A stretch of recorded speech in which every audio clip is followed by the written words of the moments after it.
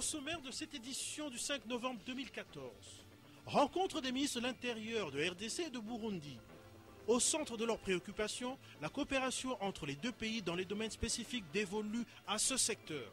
Est-ce que Atundu Liongo a séjourné au Burkina Faso pendant les manifestations qui a mené la chute de Kampaoré? Faux, déclare l'intéressé. Des sanctions comme des suspensions, voire même des révocations, sont prises à l'encontre de certains responsables des douanes de la province du Katanga. Parole du ministre délégué aux Finances, Patrice Kitebi. Antenne A, le journal, présentation, Dieu merci Nzob Mabiala.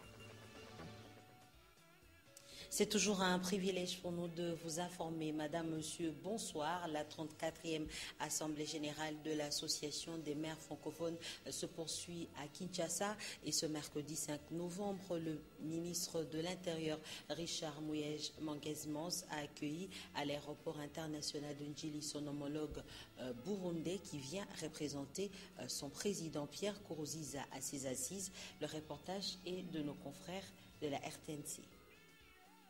C'est en début d'après-midi de ce mercredi 5 novembre 2014 que le ministre de l'Intérieur et Sécurité de la République du Burundi est arrivé à Kinshasa via l'aéroport d'Njili. Edouard Ndouimana, qui a été accueilli à son arrivée par les officiels congolais du ministère de l'Intérieur de la RDC, est venu représenter son président Nkurunziza aux travaux de l'AIMF, Association internationale de maires francophones, auxquels sont conviés les chefs d'État de pays membres de l'Organisation internationale de la francophonie, OIF. A noter que ces assises se tiennent à Kinshasa sous les auspices du gouverneur André Kimbuta Yango, travaux auxquels prennent part tous les maires de la RDC. Les assises ont démarré le lundi 3 novembre 2014 au Grand Hôtel de Kinshasa, en marge de la 34e Assemblée générale de l'Association internationale des maires francophones, AIMF. Elle constitue un moment important de partage, de solidarité, de promotion de la langue française et surtout un moment particulier d'échange fructueux et enrichissant entre autorités locales et de consolidation des liens privilégiés entre les entités au travers l'AIMF. Pari gagné pour la République démocratique du Congo qui a pu arracher cette grande et importante rencontre francophone au moment où tout le monde avait des inquiétudes à fréquenter le pays touché par la maladie à virus Ebola. On reste au ministère de l'Intérieur où Richard Muyej a reçu ce mercredi 5 novembre à son cabinet le comité de gestion de l'Office national d'identification de la population ONIP. Au cœur des échanges, la mission principale est le fonctionnement de cet établissement public. Les détails avec Ricardo Bakwa et David Temeni. Placés sous la tutelle du ministère de l'Intérieur, les animateurs de l'Office national pour l'identification de la population ont rencontré ce mercredi 5 novembre le ministre de l'Intérieur, Richard Muyej.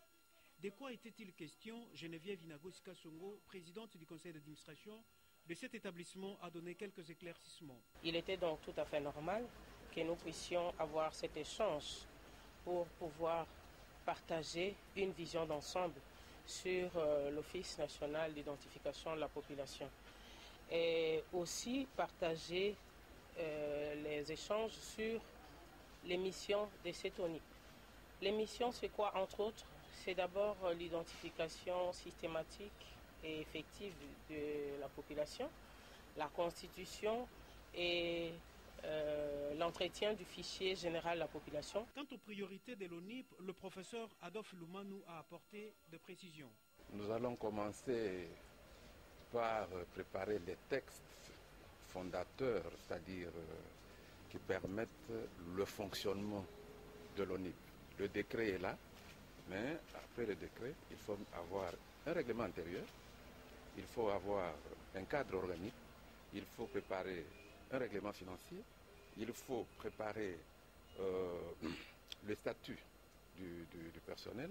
Pour rappel, les membres du comité de direction de l'ONIP ont été nommés par ordonnance présidentielle le 15 octobre dernier.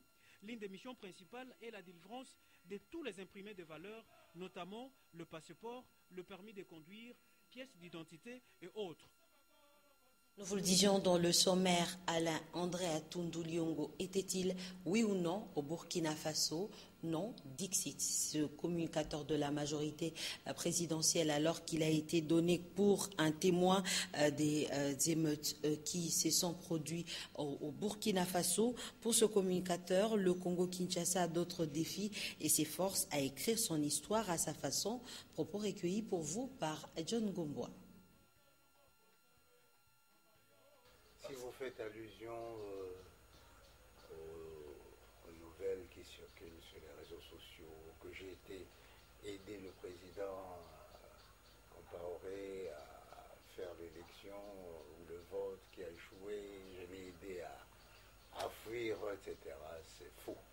Je n'ai jamais été au Burkina Faso, envoyé par la majorité présidentielle à la tête d'une forte délégation pour aider le président Compaoré à faire passer le vote sur la révision de la Constitution et après l'aider à quitter la Côte d'Ivoire. C'est un fantasme, c'est un grossier mensonge qui est l'œuvre de quelques compatriotes friands de s'aimer la zizanie au sein de la majorité, au sein de la classe politique et entre la classe politique congolaise et la classe politique burkinabé, pourquoi pas du reste de l'Afrique. Et donc, je pense que certains confondent allègrement le droit à l'information et l'intoxication, mais je ne voudrais pas me lancer dans des conjectures ou dans des spéculations. Il n'en est rien, je n'ai jamais été au Burkina Faso. Je suis un compatriote, je suis un communicateur de la majorité, eh bien, je ne vois pas le rapport qu'il y a entre être membre de la majorité présidentielle en République démocratique du Congo et les événements tels qu'ils se sont déroulés au Burkina Faso. Eh bien, je ne vois pas pourquoi certains devins de malheur souhaitent que ce malheur puisse retomber, ou cette tragédie du peuple burkinabé puisse retomber sur le peuple congolais. Nous avons d'autres défis. Le défi de la sécurité à l'Est, le défi de l'émergence, le défi des 5 chantiers. Ce sont des défis autrement plus importants. Vous le savez, la situation sécuritaire dans le Nord Kivu reste tendue avec les exactions commises par les rebelles ADF NALU à Beni. Ces forces négatives seront détruites et vaincues. Foi de Abdallah Wafi, représentant spécial adjoint du secrétaire général des Nations Unies. Il s'est ainsi exprimé ce mercredi 5 novembre au cours du point de presse hebdomadaire des Nations Unies. Et c'est Sylvie Fortuné-Mboula et Pépito Matondo qui nous en parlent. Face aux événements malheureux survenus dans les territoires de Beni au Nord Kivu, Abdallah Wafi, représentant spécial adjoint du secrétaire général de l'ONU en RDC, reste confiant et affirme que les ADF NALU seront détruits et vaincus. À une seule condition, précise-t-il, la population doit collaborer avec les autorités locales et celles de la mission onusienne. L'ADF, c'est une question de jour, il sera vaincu. Le président de la République l'a dit, je vous le répète, l'ADF sera détruit définitivement. Maintenant, il reste les éléments résiduels qui sont en train de recourir à des actes criminels, à du terrorisme, aller s'attaquer à des villages isolés, à des maisons isolées, pour tuer et voter si se sauver. Mais malgré cela, nous sommes en train de les taquer, de les pourchasser et de renforcer. C'est cela. Alors, ils ne nous laissent aucun défi, c'est nous qui les pourchassons, c'est nous qui les avons défaits, avec les FARDC en première ligne, et aujourd'hui, je peux vous dire, dans tous les territoires de Béni, il n'y a pas une zone qui est contournée par la terre. Sinon, les FARDC, la brigade d'intervention, il est. Concernant la capacité de nuisance de groupes armés, si celle de l'ADF NALU paraît plutôt faible, qu'en est-il alors de FDLR dont la présence en RD Congo a causé beaucoup de dégâts depuis près de 2 décennies? En ce qui concerne les FDLR, comme vous le savez, et vous avez raison, notre mandat c'est de neutraliser tous les groupes armés, y compris les FDLR. La SADC a estimé, la CIRGF a estimé qu'il fallait donner une chance au processus pacifique. Et donc, la MONUSCO a accepté, sous ma responsabilité, de mettre en place des infrastructures pour permettre à ces FDLR de se rendre. Attendons de voir le 2 janvier la décision que le gouvernement congolais, la SADC, la CIRGF, la communauté internationale va prendre, et nous, étant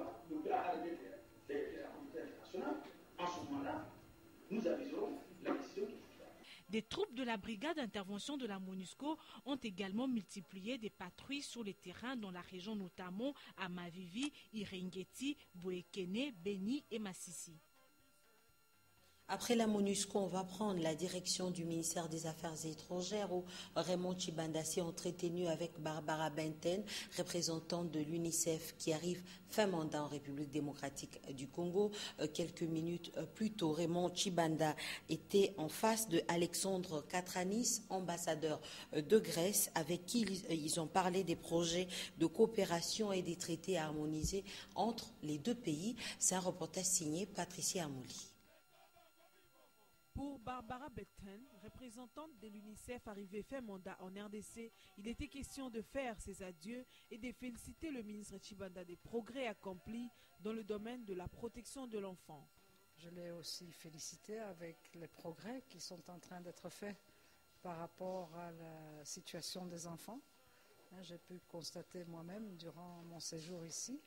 Et les enquêtes le montrent aussi qu'il y a quand même des progrès significatifs dans le domaine de la santé comme dans le domaine de l'éducation.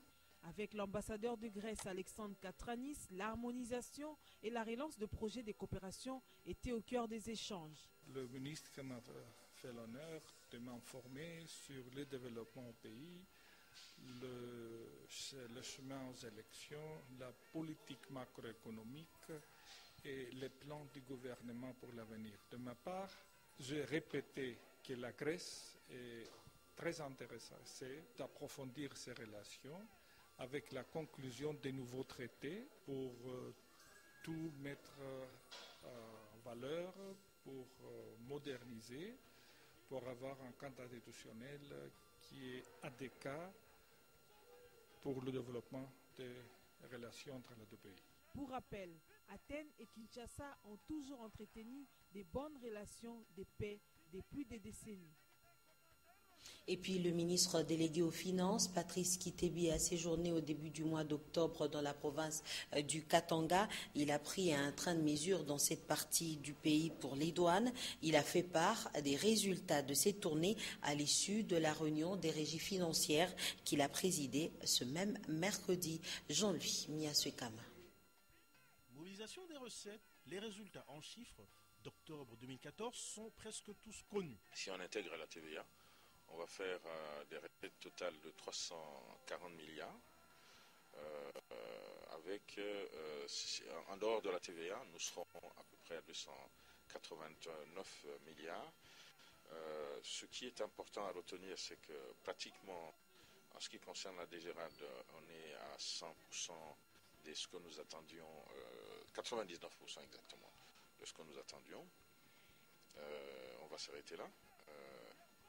La douane a fait on va dire par rapport au mois passé, une performance remarquable. Ils sont à 167 milliards. Les retombées de la mission du ministre délégué aux Finances au Katanga ont porté leurs fruits, voire leur lot de sanctions. La mission qui a été conduite au Katanga a produit ses effets parce que d'un mois à l'autre, on est passé de 42 milliards le mois passé à pratiquement 79-80 milliards pour ce mois. Déjà, les missions qui ont été faites au Katanga, compte tenu d'un certain nombre de comportements qui sont tout à fait inacceptables, qui ont été constatés, le directeur général avait été instruit et un certain nombre de mesures de suspension ont déjà été prises et on ne va pas hésiter à révoquer les gens qui ne méritent pas de rester dans les rangs des régies financières. Ceci vaut pour la DGDA, mais ça vaut également pour l'ensemble des régies financières et nous voulons donc attirer l'attention de tous nos collaborateurs pour que chacun, là où il se trouve, qu'il puisse travailler en toute conscience, en toute efficacité pour aider donc la République à pouvoir avoir un budget digne des enjeux du développement. L'enjeu de novembre 2014 est sans conteste l'échéance fiscale à la Direction générale des impôts. Et puis encore, l'association culturelle Pende a tenu le dimanche dernier son assemblée générale élective dans la salle paroissiale de Saint-Augustin, dans la commune de Lemba.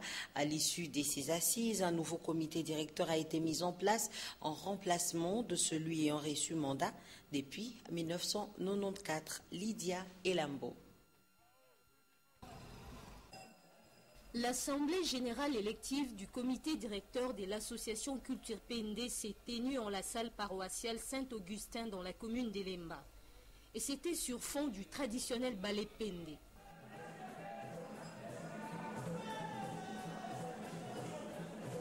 L'ambiance était tout à fait particulière. Ce dimanche, les comités provinciaux représentés à ces assises par leurs délégués et ceux de Kinshasa ont décidé de mettre fin au mandat de l'ancien bureau qui a travaillé depuis 1994 et dont le mandat a été renouvelé 6 fois de suite pour la promotion de la culture PND en République démocratique du Congo et au sein de la diaspora. Depuis sa création, l'ACP a réussi, malgré les multiples difficultés rencontrées, à faire les actions suivantes. La sortie officielle de la Bible traduite en Kipende en 1995, l'appui au rallye humanitaire aérien Paris-Gungu via Kinshasa avec 22 avions monomoteurs, la participation et la conduite du dossier de construction du barrage de Kakobola en 2005-2006 où la cité de Gungu avait été omise. Ensuite vient le moment attendu par tous les membres. Les élections qui se sont organisées en toute convivialité, mais selon des règles particulières. On procède par consensus pour désigner en interne un candidat unique avant de les proposer à l'appréciation de toute l'Assemblée, cela conformément au statut de l'association. Les membres de l'association culturelle PND ont reconnu à l'ancien comité, présidé par Florentin Kagé et son bureau, le mérite de faire de cette tâche un sacerdoce. Le comité a été approuvé à une très forte majorité, à la satisfaction de tous.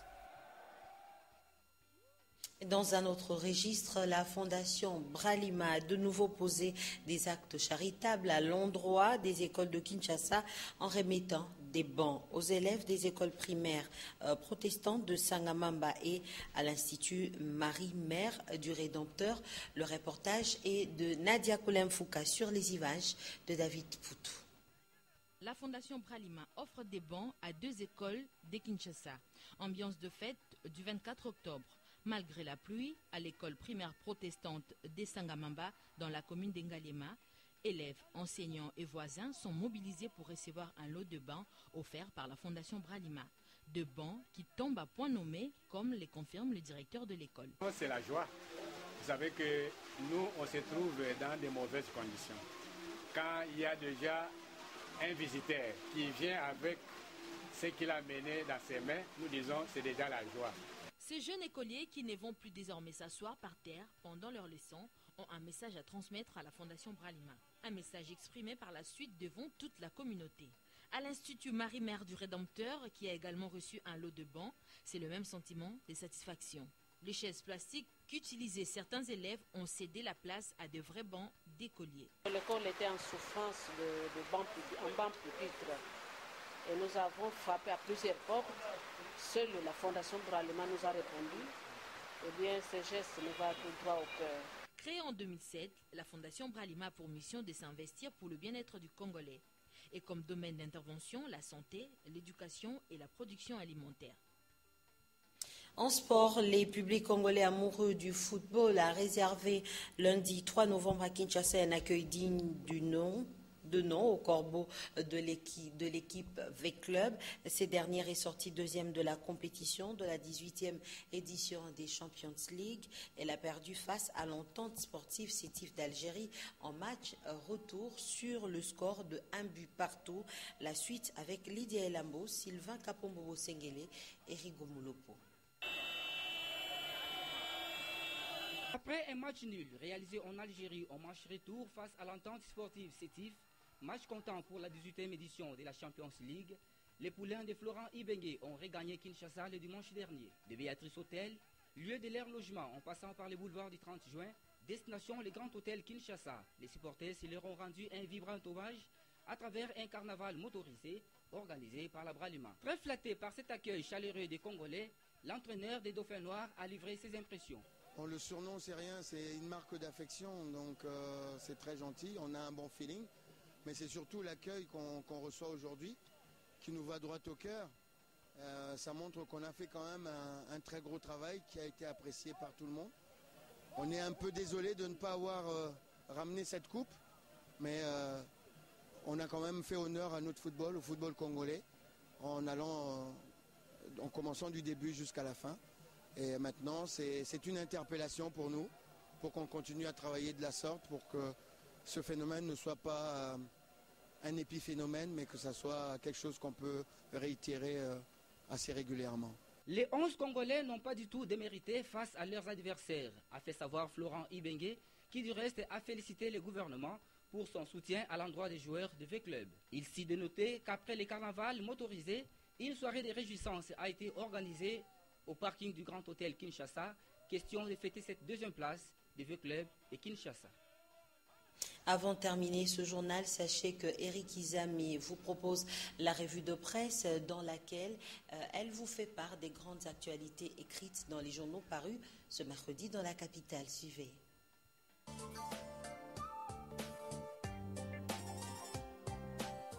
Bonsoir. Pleuré à l'échelle nationale comme un héros, le nom du colonel Mamadou Ndala est revenu encore en actualité. Forum des As note mercredi à sa une pour faire l'écho de la Cour opérationnelle du Nord Kivu. 27 000 $ américains pour tuer le vaillant Mamadou Ndala. Les confrères renchérissent que c'est la révélation contenue dans la déposition d'un témoin caboulé contre le colonel Nzanzu Biricho. La Cour opérationnelle du Nord Kivu, qui connaît l'affaire de l'assassinat du colonel Mamadou Ndala, a repris ses audiences qu'elle avait suspendues lors des tueries des ADF Nalou qui ont endeuillé Beni et sa périphérie avec plus de 120 morts. Lundi dernier, la Cour a suffisamment été éclairée sur le rôle des officiers des FARDC de la planification de l'assassinat du brave colonel, le jeune héros de la guerre Mamadou Ndala. Le même sujet a été évoqué en première page du journal La Référence Plus. La consoeur écrit « Révélation sur l'affaire Mamadou Ndala, le lieutenant-colonel Nzanzu Biricho accusé d'être bourreau ». En effet, cet officier de FARDC, poursuit La Référence Plus, aurait perçu 27 000 $ américains de Zadef Nalou pour commettre son crime. Un chef rebelle ougandais, visage sous cagoule, a dévoilé devant la Cour opérationnelle militaire le plan meurtrier monté contre le colonel Mamadou.